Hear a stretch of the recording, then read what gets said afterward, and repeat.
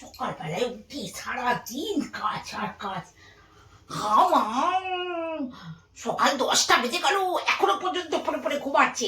বলি ও বৌমা, কখন উঠবে তুমি? বেলা 10টা গড়িয়ে যায়। এটা কি তোমার বাপের বাড়ি পেয়েছো? তোমার লজ্জা করে না? শ্বশুর বাড়িতে এই 10টা অব্দি তুমি পড়ে পড়ে ঘুমাচ্ছ, আর এই বুড়ি মানুষ শাশুড়ি মা হয়ে আমি গোটা বাড়ি কাজ করছি। তোমার কি লজ্জা শরমের মাথা খেয়েছো নাকি? হ্যাঁ, তুমি কি ভুলে গেছো এটা তোমার শ্বশুর বাড়ি, এটা তোমার বাপের বাড়ি নয়, বুঝেছো? এত লজ্জে। দূর বাবা, কাজে কাছে ফ্যাক ফ্যাক ফ্যাক ফ্যাক করে যাবে। আপনার লজ্জা লাগে না? এই সকাল 10টার সময় এসে আমার ঘরে এসে কানের কাছে pack pack pack pack pack করে যাচ্ছেন। আপনিও ভুলে যাবেন না, এটা আপনার বাপের বাড়ি নয়, শ্বশুর বাড়ি। আমারও যেরকম এটা বাপের বাড়ি নয়, শ্বশুর বাড়ি, সেরকম আপনারও এটা কিন্তু বাপের বাড়ি নয়, শ্বশুর বাড়ি।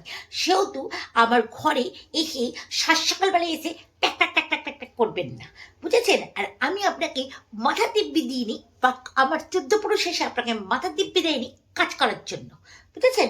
যখন কাজ করার এতই সব, কাজ করবেন মুখ বন্ধ করে, আবার কানে কাছে এসে ফ্যাক ফ্যাক করবেন না।